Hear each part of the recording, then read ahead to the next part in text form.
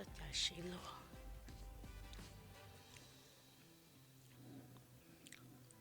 Lúc chuối hen chúa tả, nửa trò chê, chớ ngà bế lò, chùa tông gì, nửa cho hâu lự, nửa cho hâu lự.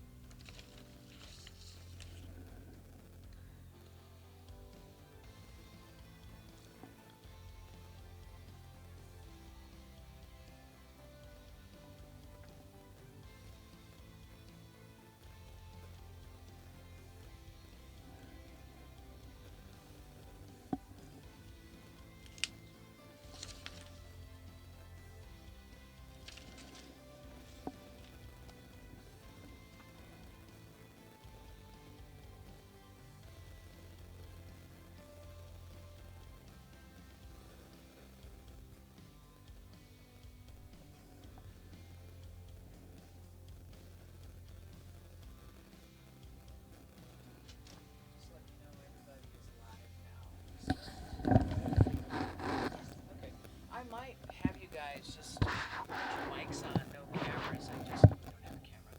Just have you say, "Hey, welcome to the 40th annual. We'll be going live here shortly," or you know what I mean. Oh, okay. You can ad lib it. Okay, just let us know.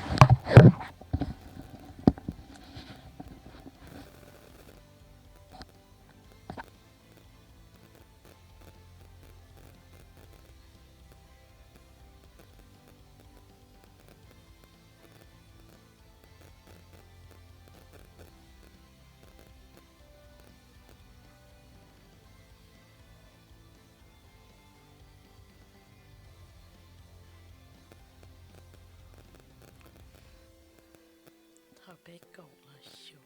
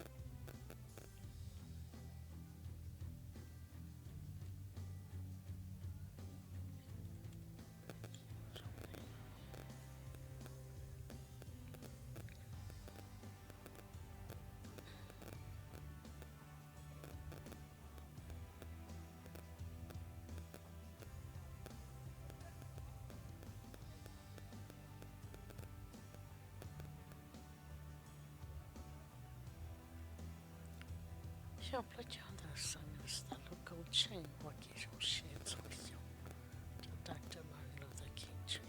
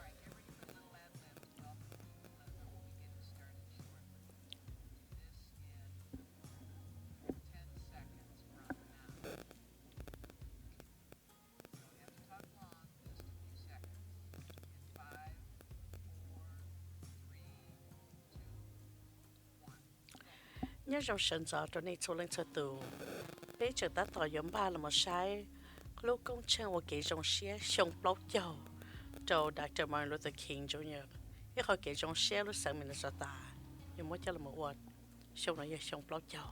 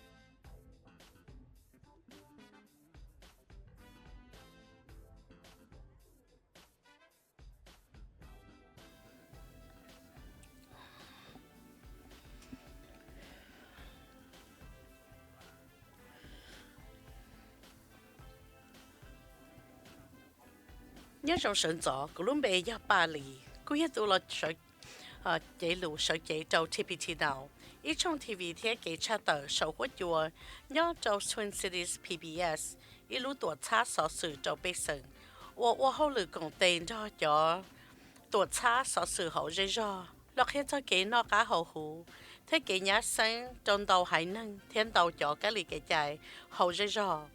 nếu nó TPT nào thế bây giờ tuổi cha sở sự công ty lo cha tới ít chi ok hai luôn mong ít học program chữ sinh chữ sĩ ta xin nó cho xong blog trong đời sáng mình nó ta lúc công trình ok trong xe xua xong cho Dr. Martin Luther King Jr.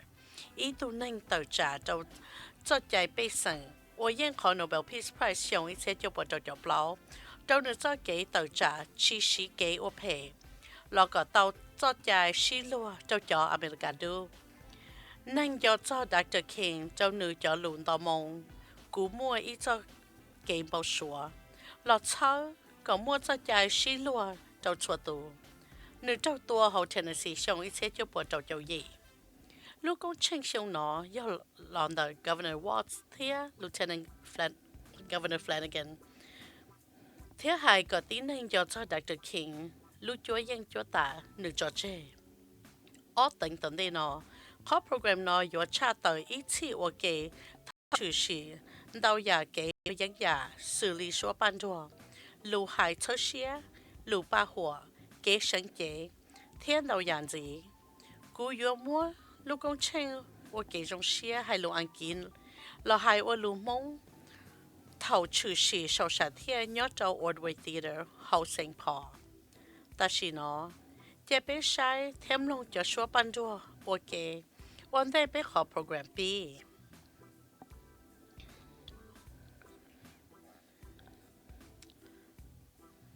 种些到在内除了这多公杯就努喏。 nu nói vậy nu chữ sinh nu sinh mình là ta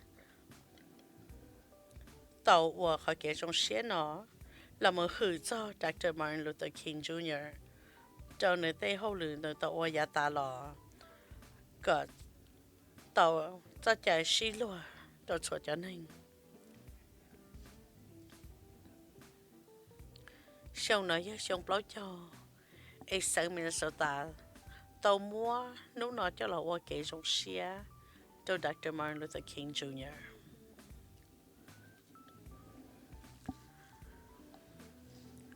Thọ qua xem để ra cũng long cho số ban cho nó vấn đề học program nó có bị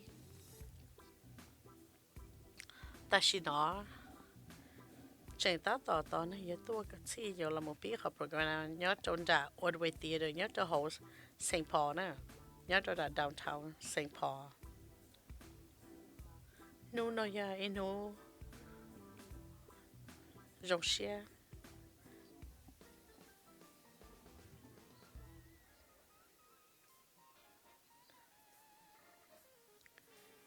chúa trên đấy tận đây nó chỉ có biết học program nó 我现在那边要到。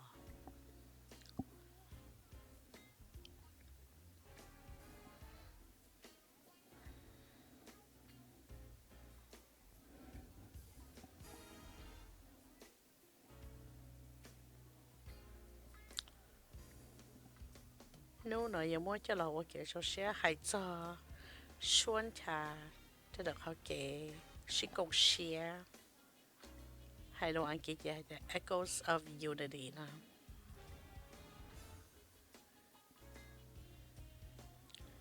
mới cho là một 我给种些合作 Dr. Martin Luther King Jr.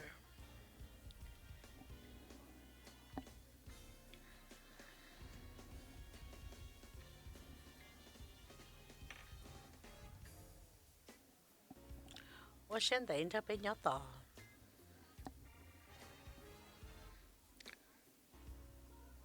cho trên đấy tao thấy nó sẽ chạy bây giờ biết học program nè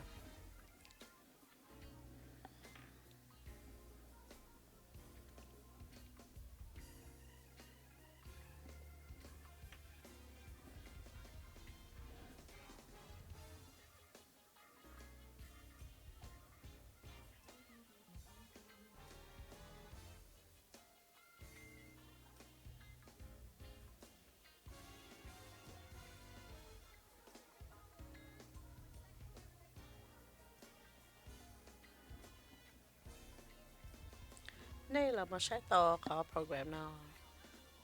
Or hai lồng hô lon the TPT now. Ý chung TV chat tờ cho cho bé sang.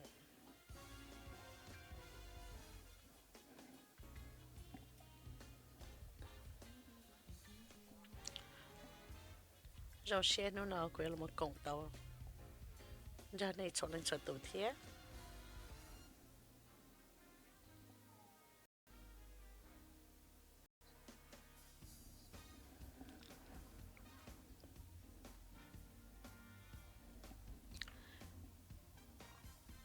Và xem ba tờ. Ta tờ yếu bí nè.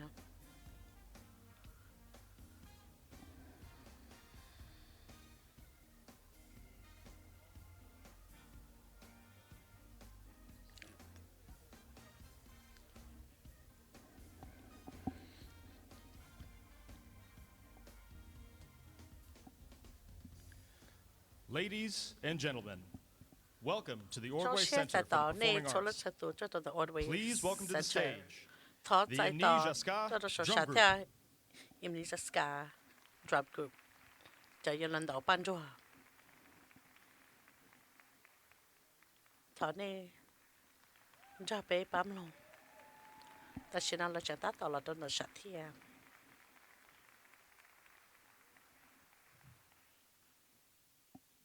Shut up, no, okay.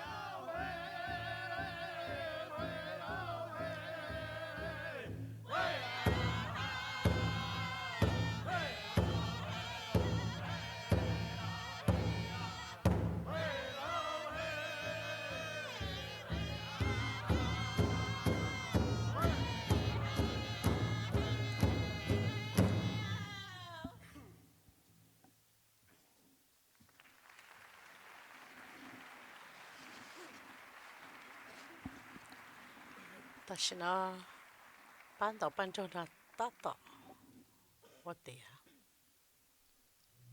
也被我选的耶，把晒我给我，这他还别对着。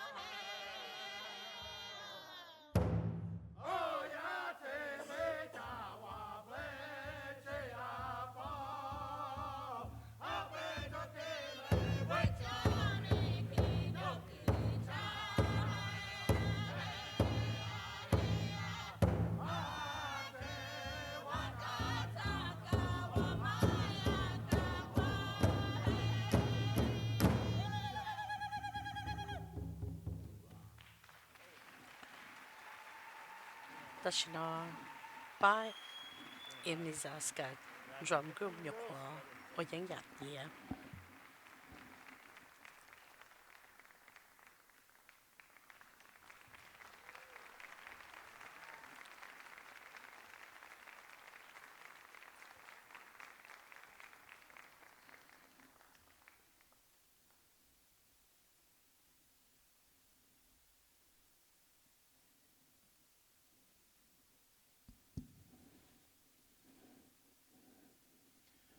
Please welcome to the stage 就些 Boardway President and CEO Chris Harrington. President and CEO Chris Harrington. Good morning, everyone. 一早晨早坐呢 Welcome to the 40th annual Reverend Dr. Martin Luther King Jr. Dr. Holiday Martin Luther celebration. King Jr. We're so excited and grateful to have you with us here today. I've had the pleasure of serving as president and CEO over the past 4 years, and I got to tell you that this is an event that I look forward to every year. So thank you so much on behalf of the board of directors and our staff here at the Orway. It's an honor to host this event every year. Let's give a warm round of applause for the Immunizaska Drum Group for their opening performance, please. 做 Immunizaska Drum Group 都好，影日了我哋咯，唐不得。 I also want to continue with our land acknowledgement that the Orway Center for the Performing Arts respectfully acknowledges that we gather on Dakota land. We are obliged to the Dakota people, past, present, and future, who live here and protect this land. In the spirit of reconciliation, the Orway will continue to honor our Native and Indigenous communities through the arts. Thank you. For the past 40 years, the Governor's Council on the MLK holiday has hosted events like this to honor the legacy of Dr. King. This celebration is a time for joy, reflection, and community, a day to reaffirm our commitment to Dr. King's vision of justice, equity, and unity. I'm going to repeat this one more time intentionally. This celebration is a time for joy, reflection, and community, a day to reaffirm our commitment to Dr. King's vision of justice, equity, and unity.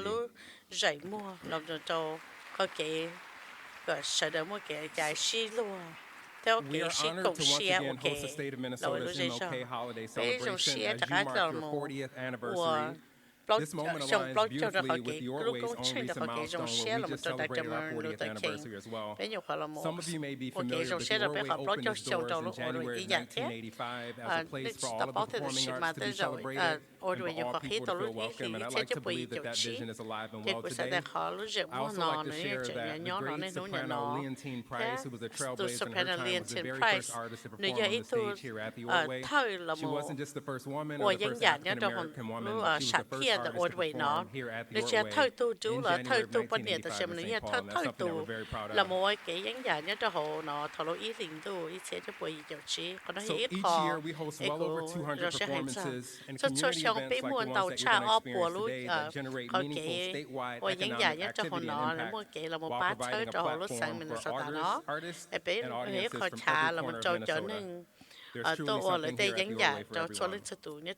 So today we'll hear powerful reflections and words by Dr. King, and it's my hope that we will carry them with us year-round, not just today. It is also my hope that you will come back and visit us again soon. And I just want to highlight the fact that we'll be presenting 3-time Grammy-winning artist Sounds of Blackness on February 20th at 7:30.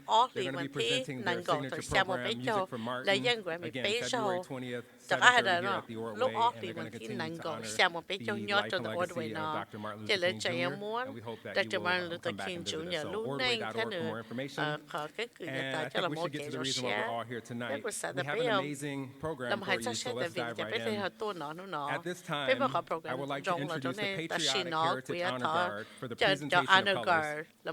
Please stand as you're able and remain standing for the singing of the African American National Anthem. Lift every voice and sing, African American and the National Anthem, the Star Spangled Banner.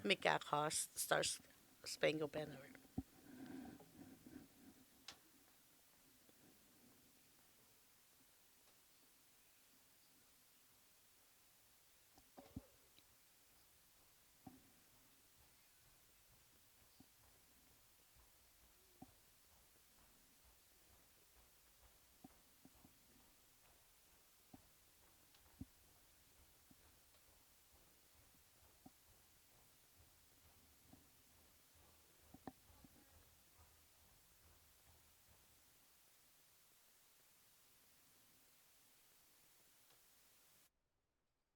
to have our own Twin Cities #1 Billboard gospel recording artist, Javante Patton, to lead us and lift every voice and sing. The lyrics are found in your program if you'd like to join us. Please welcome Javante Patton.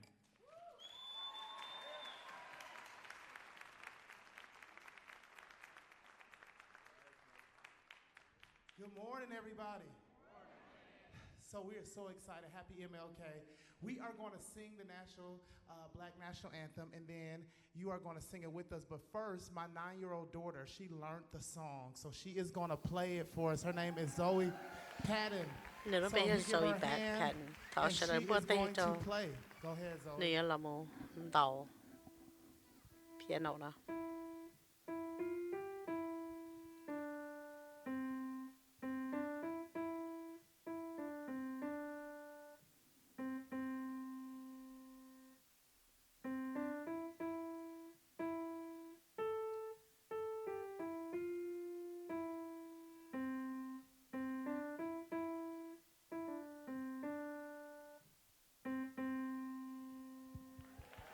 Good job, Zoe. Now we're going to sing it together. പക്ഷെ ഞാൻ പേര് നമ്മൾ ഹോജാൻക ഓക്കേ നാ. Okay, she self-taught herself. Let's do it all Lên together. You ready? đấy, thật sự ok nè. Là một lòng Let's chân sing câu it nè. together. Everybody lift every voice. Sẽ and sau sing, lên sẽ God. từ hồ tàu như này không? Every voice and sing till earth and heaven ring with the harmonies of liberties. Let our rejoicing rise high as the listening skies. Let it resound loud as the rolling sea. Sing a song. Sing a song full of the faith that the dark past has taught us. Sing a song full of the hope that the present has brought us. Facing the rising sun of our new day. Real loud, last true to our dawn, till victory is won.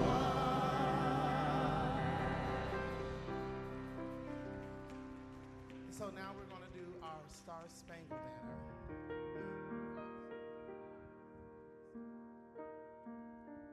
Oh, say, can you see by the dawn's early light what so proudly we held at the twilight last gleaming, whose broad stripes and bright stars through the perilous fight o'er the ramparts we watched were so gallantly streaming, and the rockets red-glared, the bombs bursting in air gave proof through the night that our flag was still there. Oh, say, does that star-spangled banner yet wave o'er the land of the free and the home of the brave, the brave. God bless you.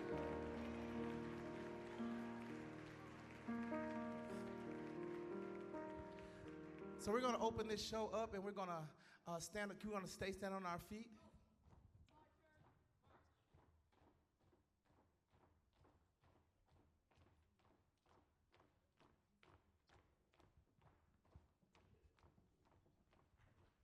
Come on, let's give them a hand. All right, so now it's time to dance, all right? And this is a very familiar song, and I don't really sing covers like that, so I'm excited to sing this song, so I want you to sing it with us. Zoe, you did a great job. You can go back there with them, too. Come on, let's give Zoe Patton a hand. That's my 2016 challenge. That's what I was doing in 2016. All right, I'm ready. Here we go. Put your hands together. I see y'all all the way at the top. Hey, I see you clapping. Hey.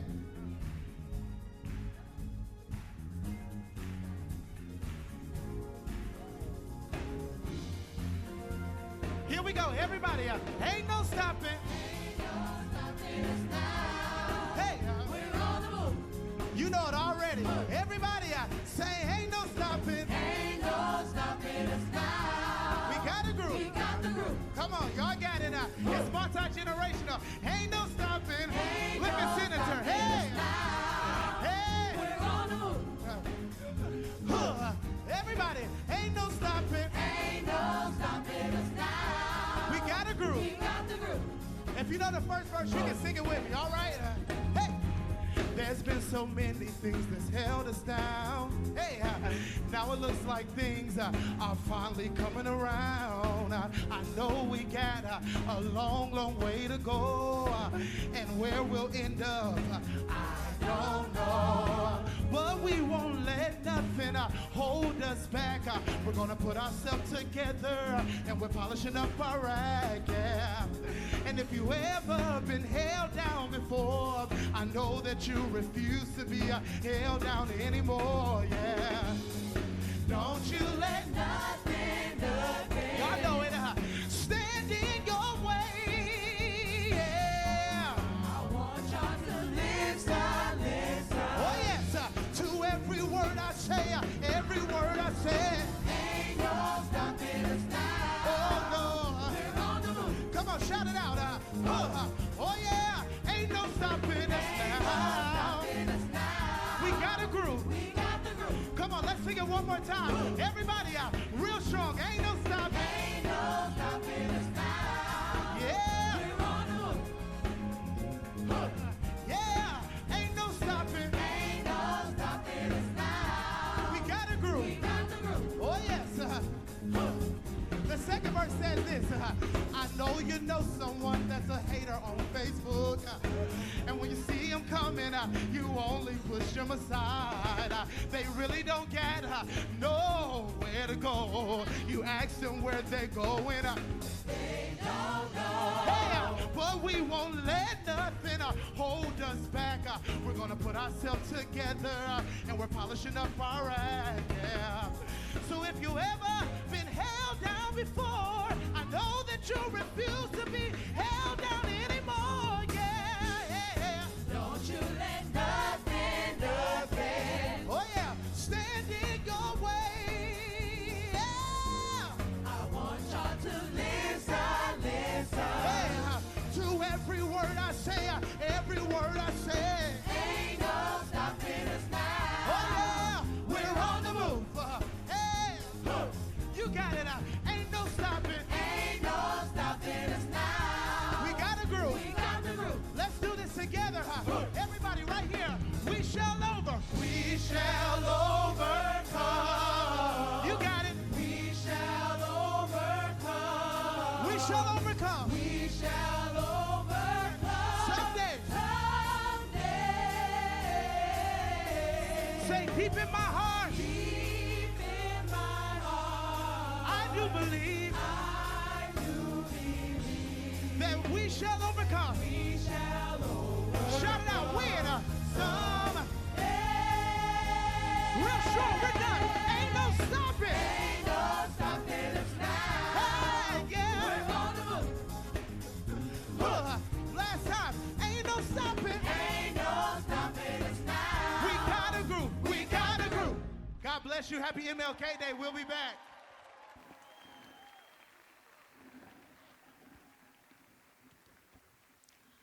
Ta tỏ sai lâu hung gạo tía.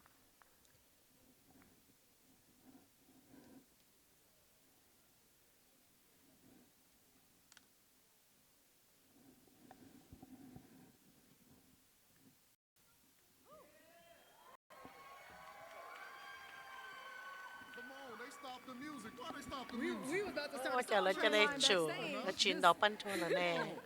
一啲有比紅高啦，一種選擇就真係Minnesota。首先在島內都就上Minnesota，路上包就我幾種些，做上就的 Martin Luther King。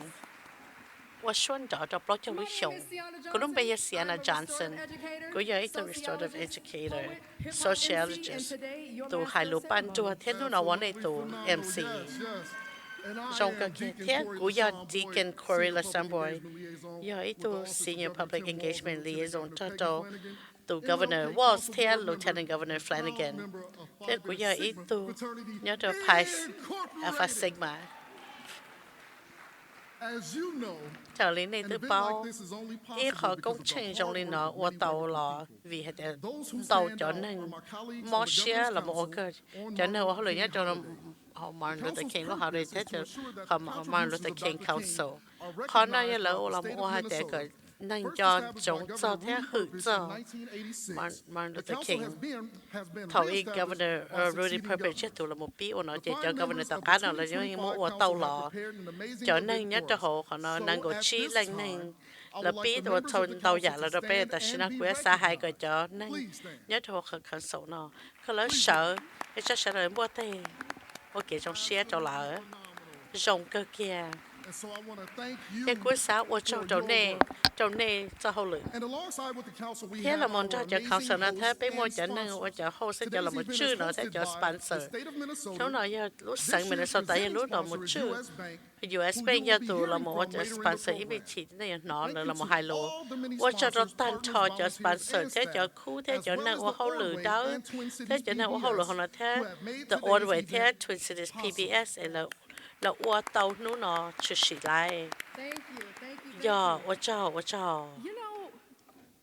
nên bảo là bao châu sầu. Nếu giờ giờ luôn ý giả lý tiền anh. Cô mà chơi tàu đây cũng là một sai cho nên nhớ cho họ nó mua cho nên chống quan tàu tiền này là một nhóm ok cho họ nó là một trâu họ thích thành nó. Let me just see who's out here today. Do we have any individuals of the silent generation with us, our elders, in the place to be? Hallelujah. Yes. Hallelujah. Yes. More. All right, what about baby boomers? Where are are baby boomers? Baby boomers in the place to be, okay. Baby boomers, all right. Gen X, hello there. Okay. Oli. Millennials, we in the Millennials, house. nhớ hồi nào giờ, nhớ hồi trẻ nhá. Okay, all right. Oli. Gen Z, is Gen Z with us today? Gen Z. All right. Oli. And last but certainly not the least, do we have Generation Alpha, our elementary kids, our middle school kids? Generation L, là một châu cho mình nhỏ cần đó. Our future elementary is here today. What a sight to bé see. khỏi nhà bị số chỉ ta tại nhớ cho họ nó nói khỏi rộng hơn là một bọn cho họ nó nè nấu nọ bé ở mua nó xoan là một hai giờ hử cho tin năng là vấn đề bé nó thế là cho cho nấu nọ cho dù là một lồng nhà bị số ta chỉ nó biết cho sao là một cho đó tan cho chua tổ sponsor thế cho khu là một báo ở đó họ bé một sĩ ra cuộc đây là một tàu ý và thế nào là một thế này biểu bỏ là chậm bị nhớ cho họ bé chọn tao đỡ nó nọ Corey cho nó tao muốn tao giả không chịu xì là một cho nó nọ lại bây giờ cái sự khen mình chỉ cho hắn được chứ giờ cái cho của tôi chair Ashley Elmer là một hai cho blog cho show anniversary là tao là một ôi khó kể là một ôi chỗ tao chỉ là một cho họ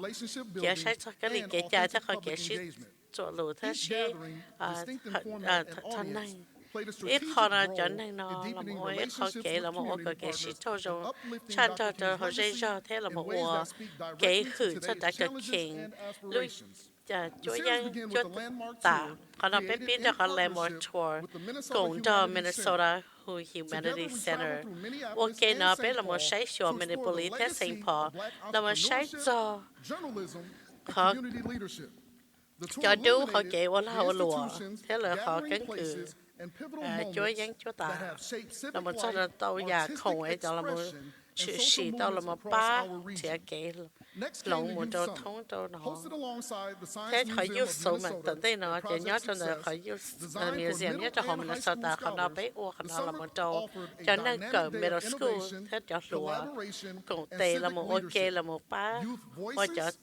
là bác khi đôi cho thấy cho là một trâu cho bé xanh là sĩ cũng tệ là một ôi họ cái lông thế nó Sunday ôi giờ thế này chỉ bỏ cái Sunday bé họ virtual rally nữa mà bé sĩ cũng tệ cho họ Zoom lên cho họ bé cho dây giờ là một họ kể là một sĩ cũng ok có một cái gian chân nên họ kể là cả tua cùng chỉ xem là một trâu họ thổi lông là họ phía là ôi tàu đó này khi tàu cho hạt họ Dr. King họ kể cho tin là một sĩ cũng sẽ ok mà mua tàu sau đó họ MLK và nó mua cái họ tàu cha cho cũng chơi tàu chữ sĩ xứ nên họ là một khi tàu thì lúc bây giờ mua cái sĩ cũng sẽ là ok còn lần trước cái tàu mua cái rong gian chân này có mua ít lúc sáng Minnesota我做 Corey 咧，跟我個邊就種做係啲，些你要種你隻頭邊做咧做到小些啦，冇工地，我記啦，我個真幾冇數啦，冇到冇，啦冇把老公稱我幾種些，那麼一個，啦冇。sai sửa là một khi cho hạt để giá chỉ nào nữa chữ sĩ cho họ xem mình sao ta nó thầu bé nhiều có bé họ nó là mà nó thấy bé thọ xong ấp hành này của chỉ là đây nó bên nữa chữ sĩ ổn đây cho giá không ai nữa chữ sĩ ở lúc anh thấy ta là nó để ta chỉ nó bé sao là một hai cho để có họ kể cái nhà nó chính chính là họ kể bé sẽ đợi cho chúng ta là sĩ cũng sẽ sợ ok bé những nhiều mù hoặc còn thâu khả năng từ governor the first lady yêu xã hai cái bên cho chúng ta để kỹ sĩ cùng share hoặc kỹ thế cho lúa lúa xua để tranh chấp chấp lại cho ta xin nó rồi để giá ta lo rồi nhớ đấy chị hảo ok trong share trâu youth voice cũng tranh tao hay thì cho mình nhỏ nhà bé luôn họ kể chia sẻ cho nhà bị xóa, của chị không có được xem thêm vậy. Cái quê xã chế gọi David cho Koob Youthlands 360 là biết họ Koob của chị là một mua họ kể nào là một thay cho ok, họ nói như ít họ biết qua tàu mù là giá tận tê, em mua cho là một cục tỷ sĩ cho ok, mua cho biết sai họ nào ok nè, cũng mua cho kể bao xóa. Bây giờ nó chỉ có tiền tàu ok, cũng muốn cho cái một số, inu,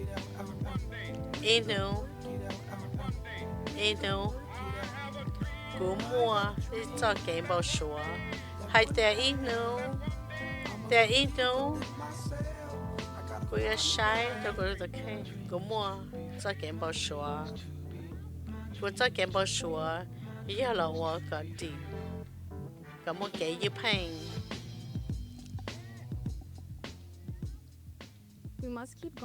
bây giờ chúng tôi muốn tàu một đó bên nó tận đây nó có một cái chia sẻ một trong nhà tận đây còn nó có quân dân choแต่กูจะchúng tôi chơi chia choกูtự khen thế tôi chỉ cần tới thế tôi hôm nay giờ thế cho không cần tới tao chứ giờ không chịu gì choกูluôn nên nó nhớ rồi thôi giờกูmuốn là một trò trò lại nấu này giờ qua tàuแต่กูgiờแต่อยู่mua tới cái nhớ là cho là một chỗ cho nên qua tàuอยู่lo tàu What does dishes feel? Show nó hay cho xuân cha là một sĩ cũng sẽ ok nó chạy tàu đi chả. Tôi cho nó cho nên tôi nó thọ bé chờ ta tầm ba là một cái trong xe cho Dr. King lúc dậy mua. Thọ bé một cái trong xe cho lúc cũng cho cái trong xe cho xong blog cho nó khi đó hay tiền cho tiền này ở chủ tàu. Mà khỏi cái lá phía sau. Cũng muốn tàu khỏi cái là phía sau của vì đây của tàu chỉ cho nên trong lấy co thế trong lấy co nhớ thống lúc sẵn của những mua cho nên nghề là xã tàu hay là khỏi cái sĩ cổ xéo cái gì khỏi cái chuyện chứ khỏi những khỏi bé tốn cần hàng chấp lời ta xin nó đó bé cho hậu lời nó này chạy như khỏi cái em này chạy nhiều hai dạng rồi chuyện chính cho xin nó bé sẽ đợi cho chúng ta làm mình trẻ cái khỏi cái sĩ cổ dùng xử lý của cho lên cho tù thế buổi sáng ta khỏi nói tới dạ chữ xì nó nếu như học cái chỉ cái sẽ cho nên lâu từ xì mà khó trong nó chỉ khó bây giờ nó xì sợ chơi là một hạt để những một cái xì chơi xì thọ bé là một cụ là mình cho nên lúa nè lời từ ô chỉ yêu ô chỉ tàu trong cha lời chỉ cả lần cho hạt để yêu ô chỉ tàu yêu chỉ mua cái xì cầu xì nó quay hai cái lên cho nên đó tàu mù cái luôn tu thế là sắp bỏ đó là chỉ tàu rồi này. Hey guys, today we are Nếu nó bé tua nhớ cho the Minnesota Museum of American Arts. Nếu nó bé mua cho nên bé là một thả cho cho nên chỉnh chắn nè. Chia sẻ ở trong sẻ chia ba tỏ. Nếu nó bé tua nó nên cho nên từ take about the Commissioner Department of Children, Youth and Family.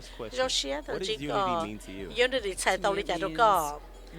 Trong cú nó chỉ hay tại biết sẽ được ship cùng mù ok, vậy khó kể ok mù sẽ được mù ok.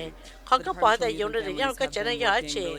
Department of Children Unity nó bé tàu cùng tay ô làm cho họ snap program cho họ cho nhiều muốn nó cho trở nên lâu.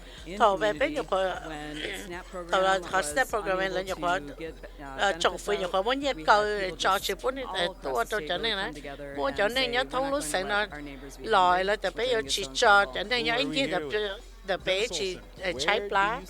Bây giờ nó từ Janice Olsen. Có bỏ unity nhớ cho họ dây do dòng lại chả nhớ cho lúc chơi nhau dòng lại nó bữa sáng tại nó hãy cho cái shit lưu cái cái shit tàu là một bỏ tàu hay đẹp bé nhưng shit dây đùa họ bé nhớ cái xin du thầu của nó trả lời là cũng mới cho cái bao số ta ít nói cho mình nhận tu thế mình nhận xài đủ thế đó giờ là shit cũng tệ ok oli nó mua bữa sáng cho nhà chữ shit cho nó cắt thế tôi nó nhớ cho nó ấy mua cái chỉ danh cha nhớ cho nó cũng dễ cho mà cũng bỏ tàu hay tiền mua tới cái tàu muốn là ô tô thầu bé tàu và mua cho còn bé đâu cho nên chuyện thì nó bé hãy nên nó chỉ mua cái nhớ là một cái bé cho nên nó mua là nhà tao đây mua nhà bé số này nhà ta bé của công ty ok nhà trẻ này bé bây giờ khi tao trong bị cả hai ta đều watch tao bé cho nên sẽ tao nó tao cái sao ta Dr. Legacy Martin Luther King họ chúa dân chúa ta để tao cho trên này nhớ trong lịch cho họ cho dễ cho họ mình là sao ta nào bây bỏ tao để cho nên nhớ cho họ mình là sao ta nên để lúc là một chỉ tàu hay tại bây giờ mình sao ta trong lịch giờ mua này tôi trong này bây giờ là một chỉ là mua cái giá trên trong là một trò cho lên từ nhớ cho họ mình là sao ta nào tới rồi nó chỉ bỏ cho nên nó là chỉ báo làแต่ใช่มาเลยเนี่ยอ้วนเลยเขาเลยกูสาให้แต่เขาได้จะคิงcho luônให้แต่ก็cho chia lỡ là mộtอ้วนcho thôi cho nhớ cho đặc cái chỉ muốn nên bỏ lỡกูbỏ cho nên mình là sao ta chua đâu là một số chế trong tí này cho là cho chữ gì ấy còn là muốn tàu lúc xuống cho là lúc trông bây giờ qua cả thứ rong chua rồi mà tự chỉ cho được chỉ tao tự chỉ mà cô bỏ cho nên mình là sao ta nhớ chỉ qua chua nó thì bây giờ bỏ cái là chua nó là nhỏ qua là nó nhanh mù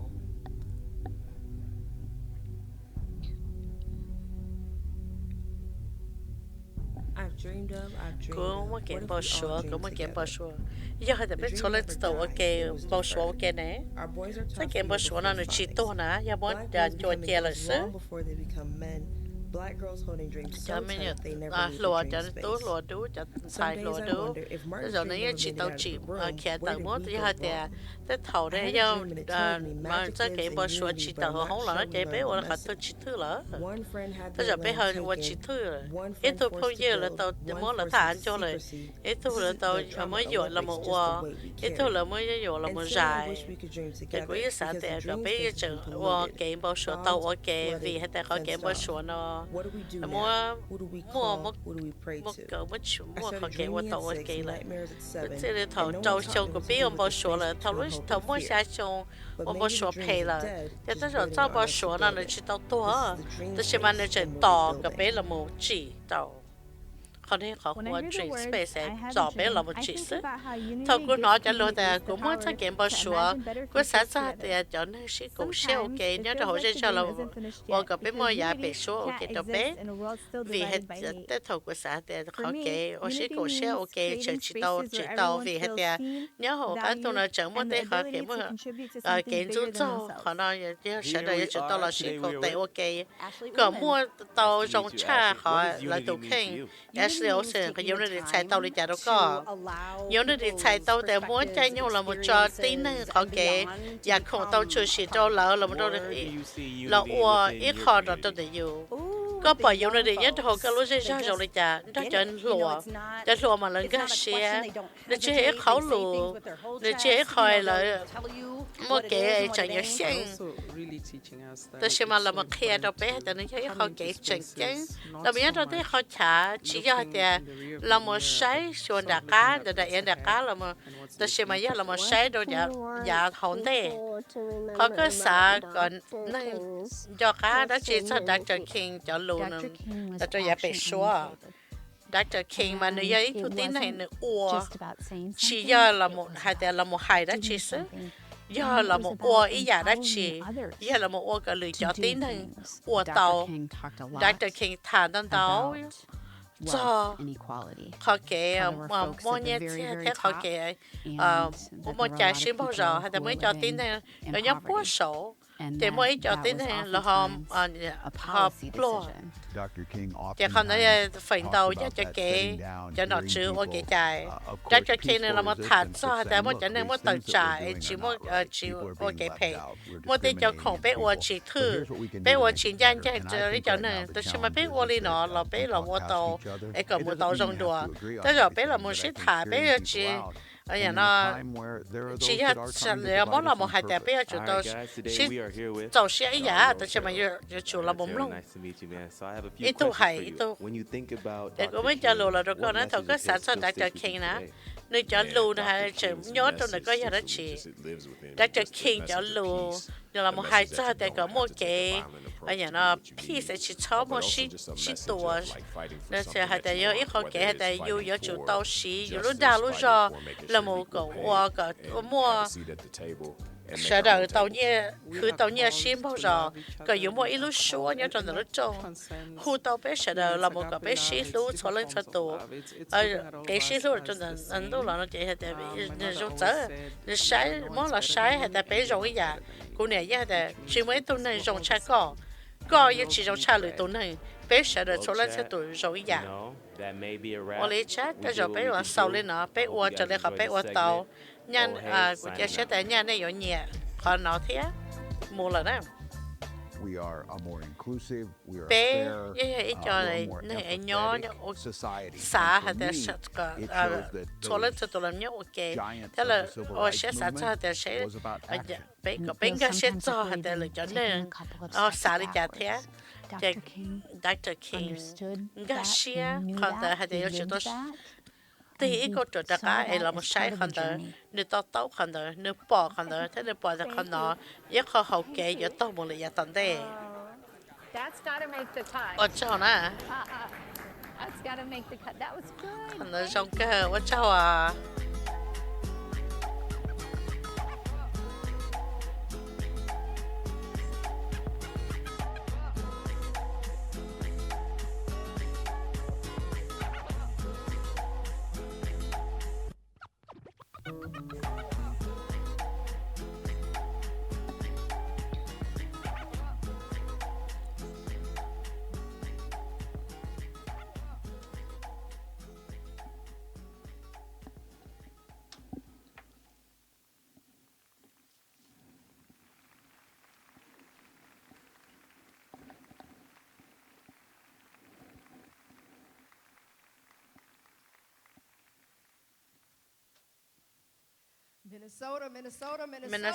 Minnesota.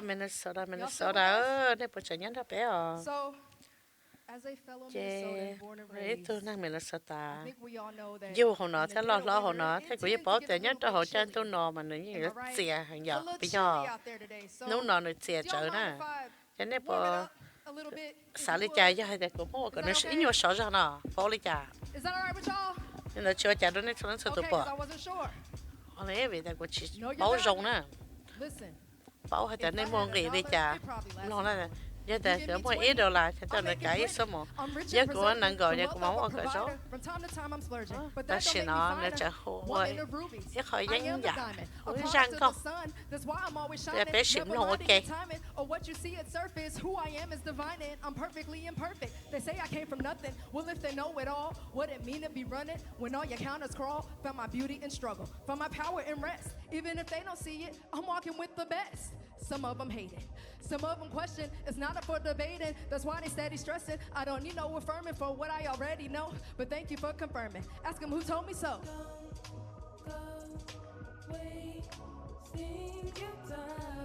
I won't go wasting my time. I won't go wasting my time. That's what they doing, see?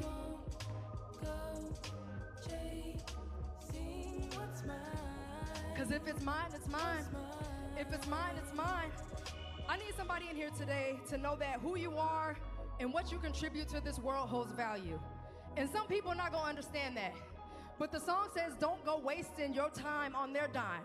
Meaning that just because somebody else endorses it doesn't mean you have to enforce it, because you gotta do your thing. Am I right? Vision me scheming on broken creed in the streets where they barely go and they meet us with deficit and defeat, but we reach and sipping our quarter waters in the shade. Or was that berry flavored lemonade? Too busy dreaming of getting paid in the ghetto with little we never settle. Chasing game through the pain till it's over, but we ain't listening to what they say. Cause they don't really know you anyway. Causing the scene when they ask me what I'ma be, when they think I'ma take it easy. Another reason to cheat it, but really we're gonna beat it. We already great. A solid vision with some nappy braids. They tried to hit me with projection, but little did they know I was protected. Cause before I ever heard them to myself, I was professing. Now imagine only living on what people expecting can be rejected if you never depended on their acceptance. Come on. Go wasting your time. I won't go wasting my time. I won't go wasting my time. That's what they doing, see? It's okay to move your shoulders a little bit. We here, we celebrating. I won't go wasting my time. I won't go wasting my time. I won't go wasting my time. I won't go wasting my time. I won't go wasting my time. I won't go wasting my time. I won't go wasting my time. I won't go wasting my time. I won't go wasting my time. I won't go wasting my time. Listen. If somebody told you you were different, would it light a fire? If they never saw your greatness, could you make it higher? If you're serving you like serving them, then would you still be tired? If no one ever said I love you, aren't you still admired? The promises are not a people, they are not a man. The sooner that you see within, sooner you'll understand that what it means to be is never what it seems to be. How you recover what you gave away so easily. Appeasing people ain't about what's good for you and me. They want the power, cause the power they can never see. When they look in the mirror, so on you they try to turn it back. It's very self-depleting and really is kinda whack. Really? And that's a fact. I'm praying for them, no, cause I've been there before. Once upon a pretender, but I ain't keeping score. I had the status, had the title, some might even doubt it. But when I thought about it, I'm everything without it.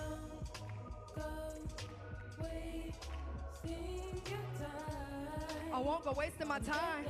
I won't go wasting my time. That's what they doing, see? And you don't even gotta worry about it, cause guess what? It's yours. It's yours. So don't go wasting your time, baby. Don't go wasting your time. So don't go wasting your time. So don't go wasting your time. Don't go wasting your time. So don't go wasting your time. So don't go wasting your time. Don't go wasting your time. So don't go wasting your time. So don't go wasting your time. Thank you. All right, are we? Wally, Thank you. Wally, what's up? Are we all warmed up now? 这是那 Are 边 we 小门 here? 去了吧？别 We're 别 here. 呢 This，is a celebration. 可能一个几种些， All right. So now, 这但是 please 呢 help，me in 他 welcoming 八 to the 股 stage 在 your 到 Chief 说 Equity 夏天那 Officer, 个 Chief Equity Ashley Officer Ullman. Ashley Ullman。Good morning, 那种生 Minnesota. 早 Minnesota， I have to wave to my babies real quick. 我 Hi, 都要 babies. 带到国家民谣啊，这那种民 Good morning. 民谣啊， nhớ trong sinh ra cho nên cho từ thật biết là một cái trong xe cho xong blog cho sang Minnesota một cái trong xe cho đặc biệt Martin Luther King cho nhà bé là một sợ nhớ trong ít họ thà em cho mua bé họ giá ta là một chơi là một số trong giá bị xóa trong blog cho xong Minnesota nhớ tất cả là một cái trong xe một cái xe thêm một cái xe một lần đầu cho tin này là chẳng một đầu họ kể là cái biết một họ kể cũng chênh trong xe nó nọ ít cho là chẳng sao để sao biết bây giờ qua ít cho là như sao để sẽ biết bộ chẳng sĩ cũng xe ok để họ sao để trả thêm mình sao ta biết bộ chẳng sĩ cũng xe My deepest gratitude to của every cái single dòng person xe who came theo out trong đầu on cho this số lần chùa tù em này tua cho ít nô chia hay nhớ cho họ mình sao ta nó là một sát cho thế là một của cái tàu cho họ ít họ em bé yêu một bát tàu ta xin nó bé mua họ bé mua là một sai cho nó cán đồ nó là một tất cả qua cho đi tại kiện có cái nhua nên như chế tôi này để chỉ bảo cho cái nhua xe nếu cái tại ô cái chân chân này họ qua cả dùng thế thứ tốt là số lên số tổ sư để chế họ chỉ họ nói hết họ cái bé dễ gì cả không bé uaถ้าbé họ cáiชีวิตถ้าbéต้องการเราเนี่ยbé số lên số tổถ้าเรามาจนแต่ในจอเขาจะเนี่ยจนเขา governor เขาส่วนเนี่ยจะเขาเก๋ก็ลูกก็เช่นโดยช่างปลอกเจ้าเนาะไอ้หม้อหัว echoes of unity nếu hai cái này là mồm long trong đời trả xua nên chữ sĩ cho họ cho chơi sao rồi nếu giống muốn tàu giả là một trò lúc sĩ hơi trong này nọ cũ là một hai nọ trong nó cho tụ nên trời mua cho thấy cho này bé cho này lòi là một nhót trong này số thơ là một ôi cho thấy cho cho lù mỗi cho là một hai nọ mà này chắc chắn là tỉa trâu tỉa mỗi cái thơ là tao mỗi cái thơ thế cái chai là một mỗi bé sĩ chú cái chỉ cho nhau cái tôi chỉ nhớ chịu ôn lên đó là chỉ nhớ tao bé sai thế nó trở lý thông này tài lầu này chân chơi này hai bé chỉ đặt cá mù lại vì vậy nên bé thì là một họ community engagement nào là bé sĩ và thì là một cái bé là một có cũng trên chỗ xong blog cho nó là một hai cho là đâu cho cái gì cái chạy là bé là một hai cho ở cái chỗ này lúa một cái xả bé là một theo cái một cái nhanh nhanh cho số lấy số tự nhất thôi cho chơi sao nấu nó bé là một lần bao cho để mua tới chỗ này là lúc này tôi tại này thế chỗ này để cho chuyện này là chẳng một cái quan bên trong này là thấu này cho mò bên trong mò cho nên này lú giờ cho nên bên lú thế này chỉ cho nên những anh là bên từ một trận là bên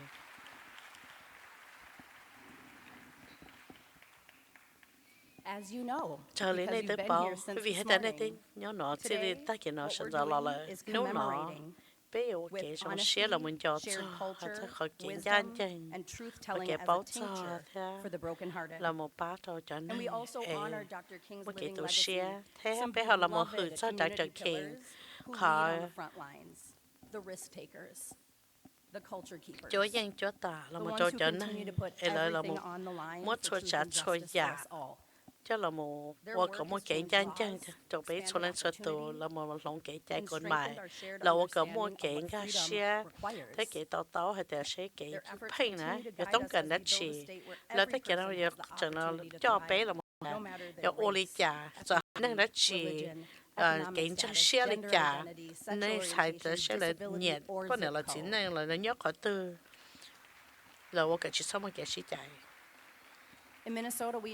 nhớ cho mình sẽ là bé bỏ tại do nên nhớ có từ cho nên muốn tàu phần là một trong những cái này họ nhớ lịch trả bởi vì linh đó họ kể xin ba phía sự cho họ mình sẽ thấy lịch chắc chắn hơn có nói hết họ sẽ mình sẽ tập bé là một ua của tàu mù ok nó bắt đi thái ok nó phản năng của chief của the chief equity officer là mình sẽ kể là một bắt rồi cho nên em mua phần tàu là một trâu thế cho nên em là một cũng tiền cho họ dễ dàng em bảo sao nó không bé quá ấp hành này của chị nào bé là cái bát tại tàu xử lý clinic nhất trong capital là một khi họ cho nên cho trẻ là một bát hoặc là trẻ cái bát chùa là cho nên mình là start là một cái tàu bên trẻ họ cái bát là thống lợi cho agency thế cho dễ dàng cái tàu một cái không cho nên là một xí thế là bây giờ là một worker ba cái ta chỉ cho chua tù bên trẻ bapping tours và cho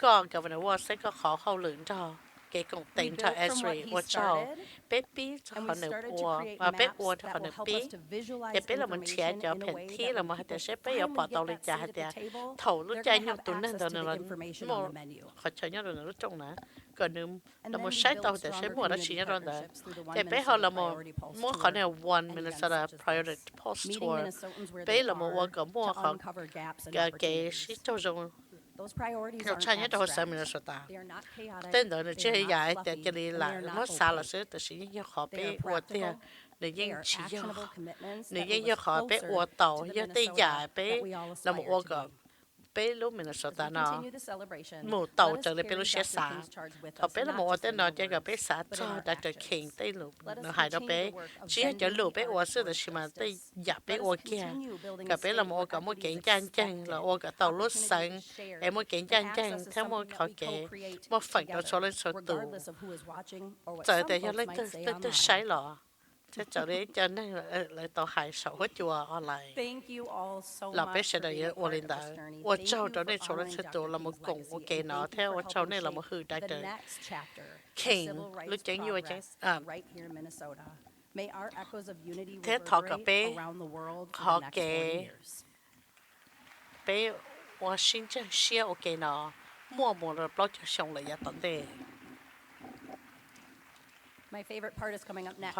Cũng nhẹ chấp là chạy ta tàu cho xí nó bây giờ là một nó là chân chạy để lấy nhẹ qua là để hậu là chạy để món này ok nó sẽ đầu là chỉ mua là những là một là ta là những tất cả sinh cho nếu tất cả là một thế theo vấn đề bé là một hai chắc khó kể trong xía đầu là lấy tay khổng là ôi khỏi trong chấp là nhất là lúc sáng mình sao ta nào vấn đề nó của xã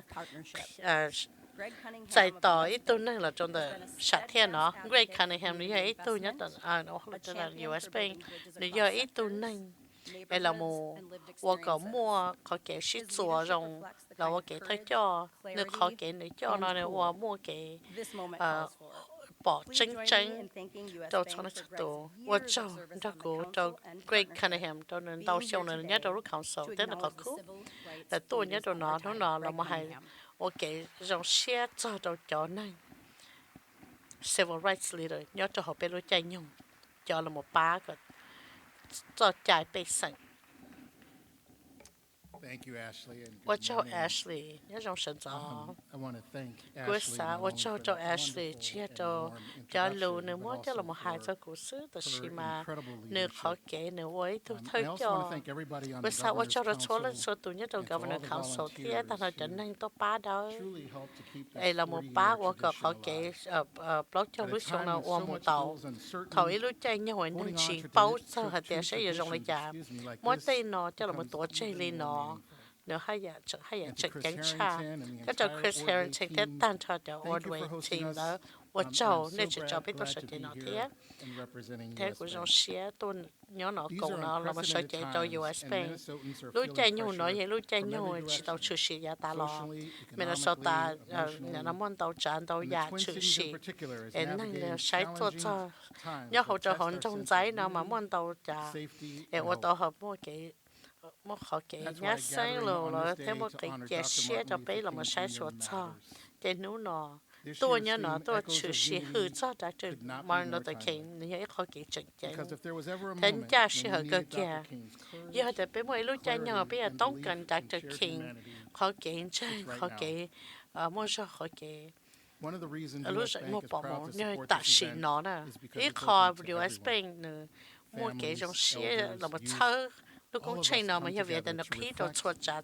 chuột lạnh cho nên lầu cho nên lùa là một ô cái bé một cái sĩ cụ tệ thế là một trò giả bị xóa thầu có là một xã ra Dr. King lúc nên thế này tê hậu là chỉ để tê giả không nữa qua tàu lò sữa từ xí mà giờ tê tính mình nữa tàu chữ sĩ nữa tàu qua là một thầu làเลยวันเดย์เขาMontgomery bus คนนั้นแล้วแต่มัว Dr. King เตะมุกแล้วมันรู้จักจอมบางเจ้าหอแต่เนี่ยวันจึงเขาเต้นต่อเลยเนี่ยเราไปไม่เห็นเราให้แต่คนนี้จุมัวcái thế đâu trở nên như haiคนนี้ต่อแต่เสียนี่เขาเนี่ยจังเจ้าก็เนี่ยโชว์เนี่ยโชว์อีกข้อหอบเพียมัวเก๋anh nó chờ lòng hai chắc kiến chân chứ cho nó giờ tàu cá này là một tàu kế đầu từ Washington một tàu giả không chữ xìa nữa nhớ nữa ý lịch sử nếu chừng là một thơ cho được họ kiến chân cho nó hoa hậu lử còn nên cho tụ tàu và chế nhó nếu tay hậu lử như vậy là bên cho tàu hay là lúc hậu lử đó mà dây nhó cơ thế giờ chủ tàu tàuแต่สิมันเนี่ยให้เราไปเคลียร์ตาวไปเป้าให้แต่ยาถอยยัวเนาะจะชี้ให้แต่ยัวจุยาเคลียร์ตาวเราอยู่แต่ยัวจุว่าเต้าหมูnếuว่าที่เราตาถอยเราจังเลยหลัวซะนะย้อนโจแต่nếuว่านั่งก็โจชงซื้อถอยเราโมจ่อบังกันบริบัสปล่อยขาnếuว่าไปเจ้าชี้ชงถอยเราโมเคลียร์จำบ่ชัวถอยเนี่ยไปnếuว่าไปเจ้าชงซะนะถอยเราโมเนี่ยโมเนี่ยตัวเนี่ยตายชิ้นนั่งเลยเนี่ยจังหลัวหังDr. King nó chơi ít kho dùng lắm một cho là một cờ ít sòng thầu ít sòng xưa nếu như ít kho cậu là một trò bé là nếu trò lúc xí hở ta xí nó thế có bao ta xí nó này dây nhúa hay thế giờ bé những món tàu giả không tính mình chữ xí cho nó thế nó rồi lên nền đơn chó nó chết chắn thế rồi lên yêu xã cho tao để giả tao thế rồi rồi lên giả thế yêu xã thế ô thế rồi chỉ muốn tôm lông yêu hay thế yêu tốt cần tàu giả ổn thế yêu là một lồng tàu tôi chỉ Dr. King lúc này nè nó kia tao bé hay thế ô tàu ý là trở chất đi con tờ yêu chủ tàu xí họ dùng mua cho là một quả yêu để thầu dùng đến sẽ chạy được là yêu chủ hai lô một cái 我写到题，他只操我给赔，有时有道路上，那么我，哎，你一整日一考高。rong hành theo mua rong hành là我個刀幾籠，那麼係到咗呢路，比如做到chỉ cái tao có trả cho lúa là chín chai cho là một tờ trả bé bây giờ chủ tôm luôn thế thì bây giờ chủ cho lợi thế bây giờ chủ tao sợ cho lúa thầu lợi là một sợ cho nó ít luôn tu cán tu nó giờ tống cần là cái ba giờ bé xã cái tao cái công xe bây giờ chủ tao là chỉ ok giờ cho tao USB bây giờ chỉ công ty là hay cho họ cái cờ kia cái chỉ công cho rồi cái do để cái bát cho thế là một bát rồi cho là lụa mè tuy nhiên thế bên mua cho là một trò độc nó là có cái bên mua cho là một trò hồ lại nếu có cái chuyện chế là một bát của tao rồi tiền nên tận tay nó cho nên sẽ tao hay nó bây giờ là một hai rồi chọn này ấy là một ô trở lên Dr. King lúc tránh ya tránh tuổi cho nó khó kế là một ủa có thể có những trong chaแต่สิยังขอจงจะเป็นเราmột cái trong xe đâu cho nên ấy lời ta tỏ là một chữ có cái lồng một trongนั้นđâu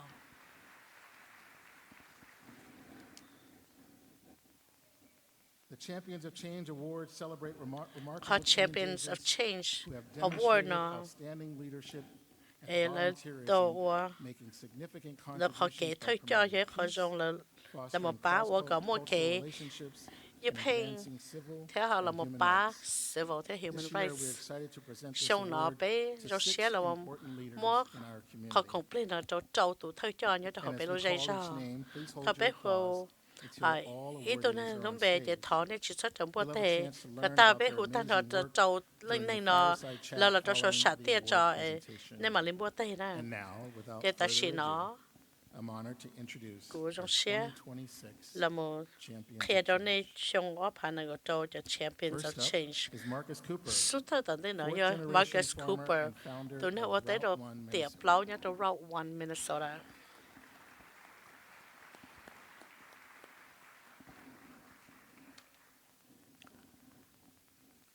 Next, we have Georgia Ford, Tận đây nó là independent Georgia journalist, Ford. filmmaker, Ít tôi and founder of journalist Black Press. filmmaker. Tôi là một Black Press.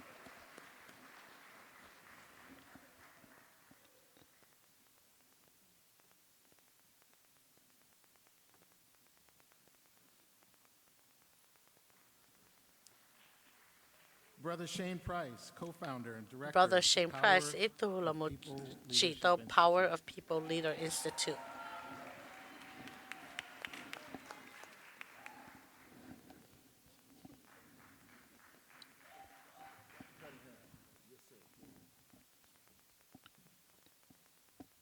Shonda Smith Baker, Shonda President Smith CEO, St. Paul, Baker, Minnesota Foundation. President and CEO nhất of St. Paul and Minnesota Foundation.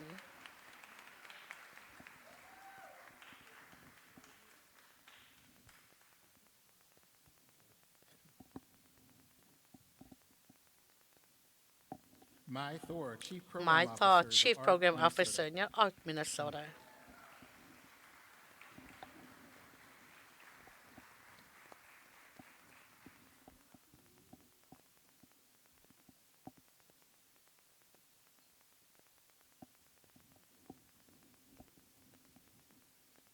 And Xavier Vasquez. Xavier Vasquez, Executive Director Guzman. Central Tyrone Guzman.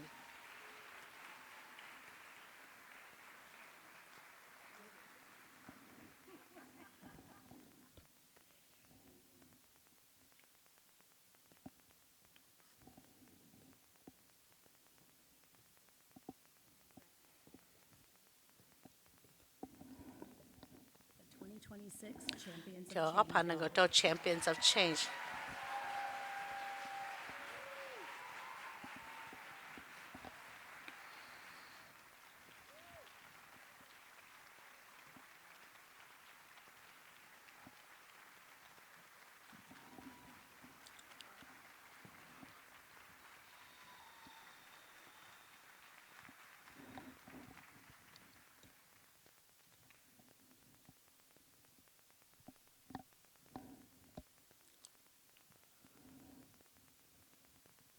All right.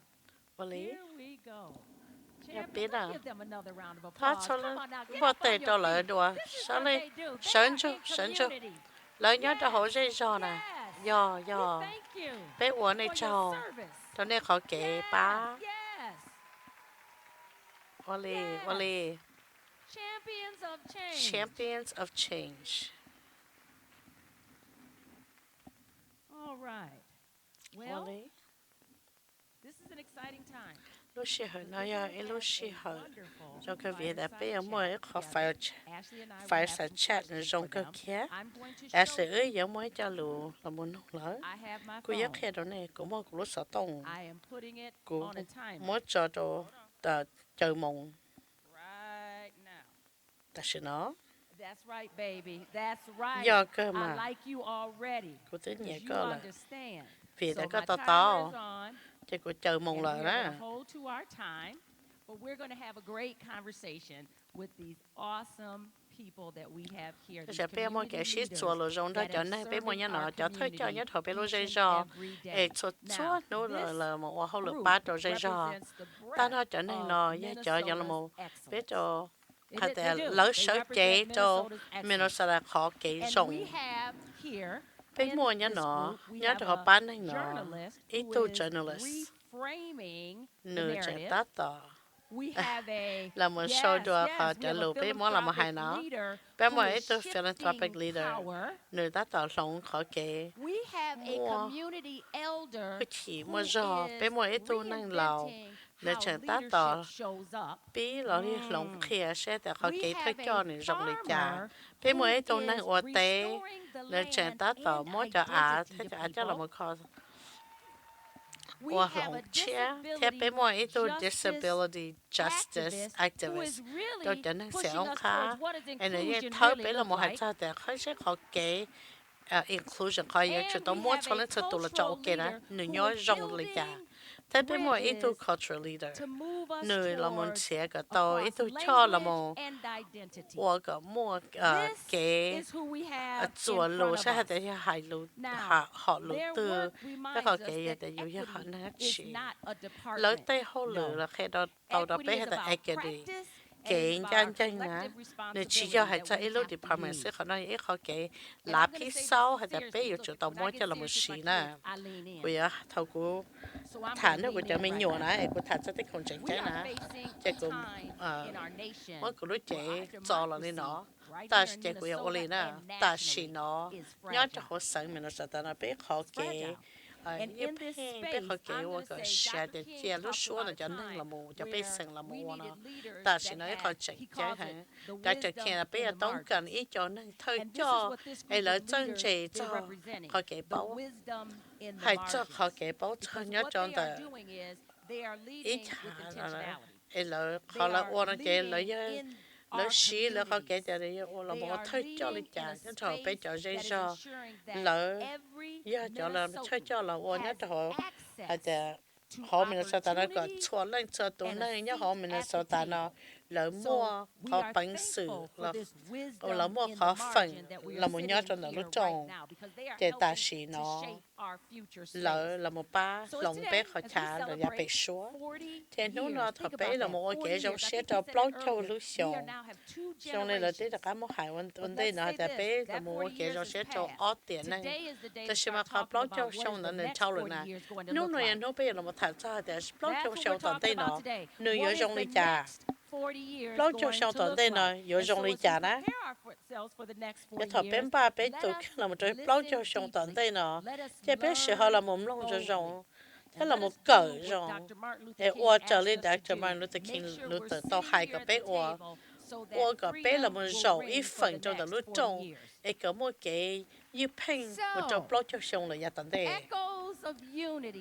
Echoes of Unity nó xuân trà cho cái cổ xia bây giờ mới cho lù là một nông này nếu nó cái sai cái này cho là sự tù ô bà để có một thơ khẩu lù gọi là first of care đó bé hạt té không khinh không bé xí trời lúc cũng thay hù lù cái này cái chai lù thác á lù để quý tông cả là một nông này nếu nó này cho nó sự tù này uốn này trả hậu lù lò này khó khinh không này xí là một uốn cả mua cái chân chân cho cái xí lùa cho bê sừng thiệt sẽ này họ xả lại chả hay cho hay để sẽ thì nó ta xí nó là họ mua tên lúc đó tên họ mua khẩn là một xí đi chả cái pin nó sẵn lâu rồi nè sau đó nó có cho xả hay thì có cho xe hàng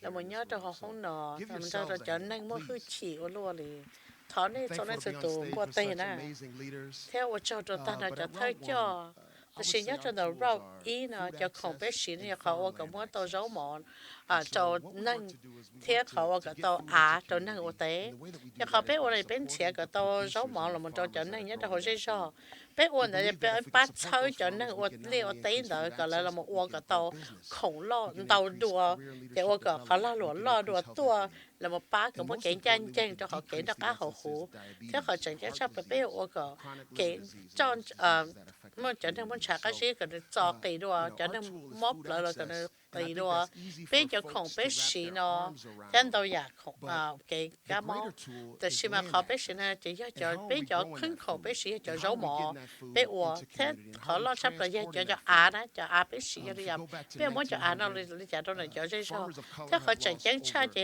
bây giờ muốn tới không nó là mình đi trả thế đi xả tao đó này rồi bây là một sai cho đó chị bây bùa này có cho billion nhiều nè còn đây họ bây bông rồi nó vì hay để cho nên mỗi cái con nó thâu chỉ tàu lò thế là tàu xẻ cho ăn nó lò cho dây rồi ấyต้องcần cái ba nè cho dây rồi nó dùng xong một lít trà cho họ để là một ít phần đó có bây bùa này có cho billion nhiều đó nè bây họ khinh không biết gì nữa chị ơi đã này vậy họ chẳng chẳng chạp là một lồng chỉ là lồng cái chai sữa đó là lòng bờ lòng xe xả lòng cá lì kẹt chạy cho đến bên xã cho đại trực hiện nữa nó thời bên họ cho họ đã nên cho Rosa Parks nên nó họ đã nên là chạy nửa ua tàu nửa là một ua ý giả đó chỉ chạy nửa thali là một ua họ Montgomery Boys bus boycott nữa thằng này xã cho David Jens lúc cũng thay tụi nó thay huệ thằng này là một thay em mà chiều nữa thế là một bia cho gia đình là hay cho để họ kể ở nhà chín gian chân cho lửa hải năng là một hải trái thôi mình nhớ tu nhất đầu tới Jamaica nên lồng tới năng lúc chết cho kể xã chỉ cho lồng trở nên đúng sự chỉ lồng trở nên tới đó tới gì ô lồng lỡ xã là tại vì chúng tôi là một ô ý giả đó chỉ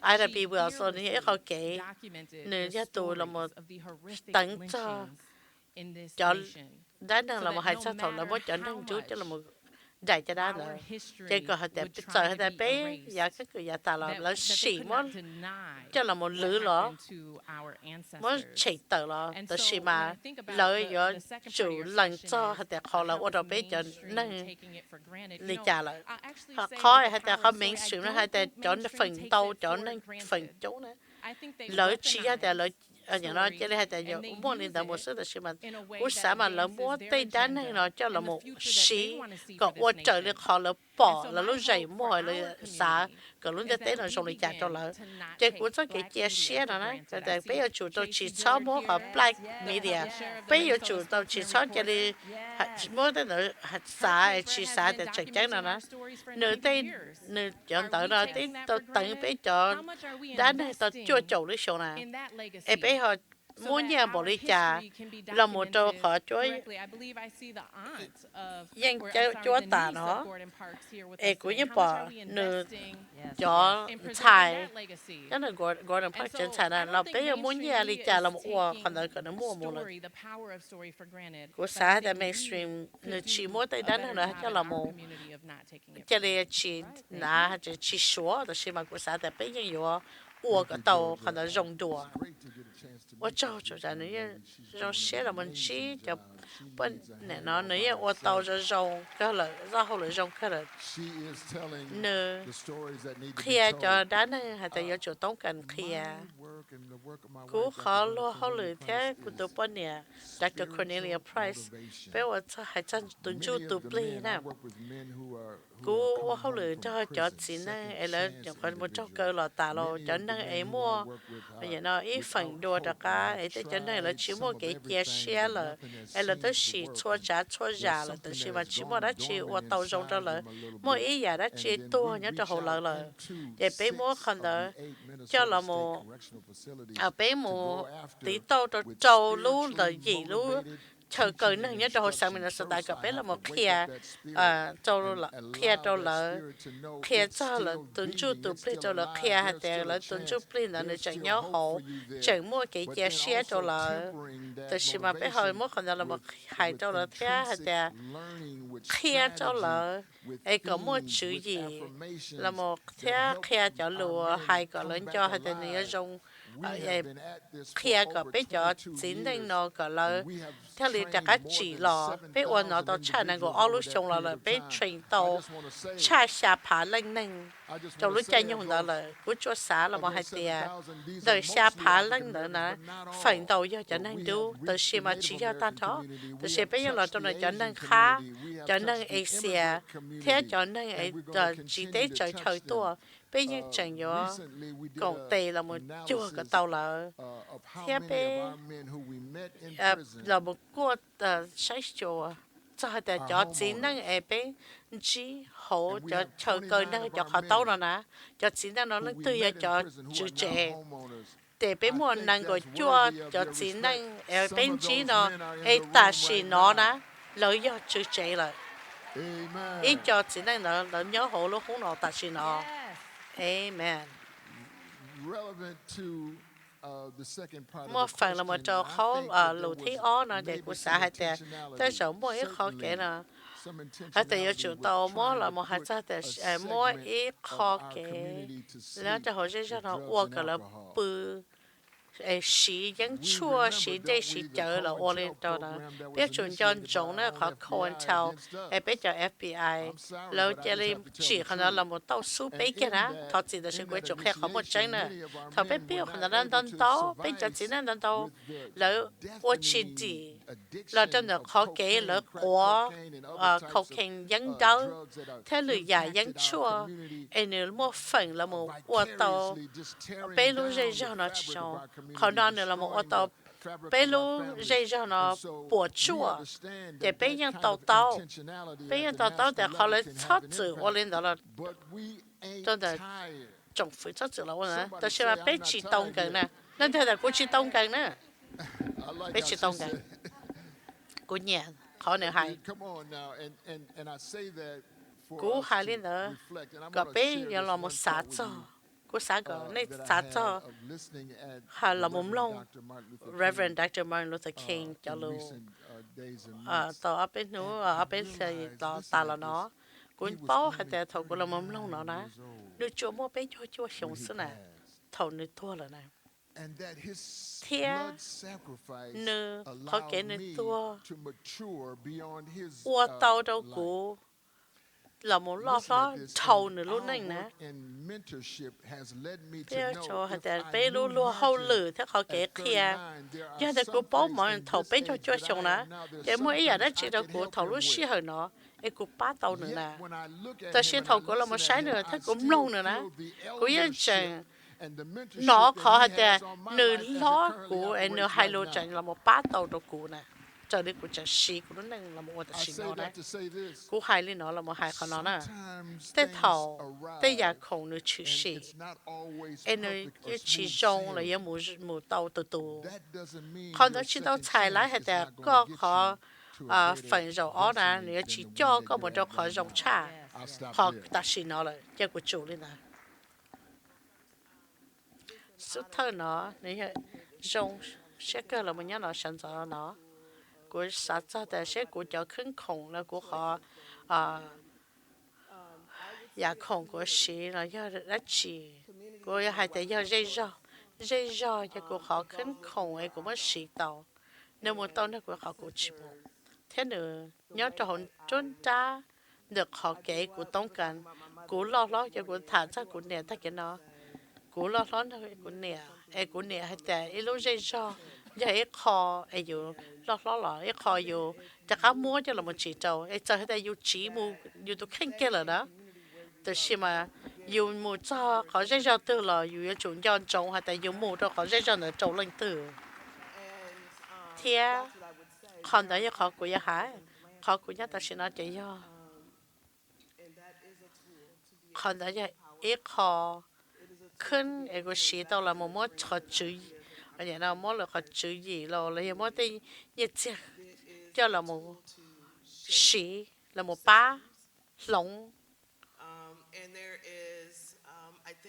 เขาแก่ใจกว่าเทียกว่าสาแต่philanthropyแล้วเขาอยู่ป้าเนี่ยเจ้านั่นนะตัวโจนี่มันสาชียอเลยตัวสาแต่เจ้านั่นถ้าลิโมเขาแก่ป้าตรงนี้เส้นนั้นสุดที่มาแต่เราก็สาแต่เราไปปอดต่อแต่ว่าไอ้ตัวที่นั่นเราหมดป้าเลยเจ้านั่นนะยังไปชนสุดกงไรนะย้อนได้หมดม้วนเนี่ยเราหมดป้าเจ้าเหลือตุนนั่นแหละเจนได้ยังตัวย้อนไอ้เจ้านั่นเราหมดป้านั่นแหละนะเจนไปรู้เขาเลยเราหมดป้าเจ้านั่นเราหมดป้าจั่วไปชนสุดไปติดเรากงตีว่าเต่าเลยนะ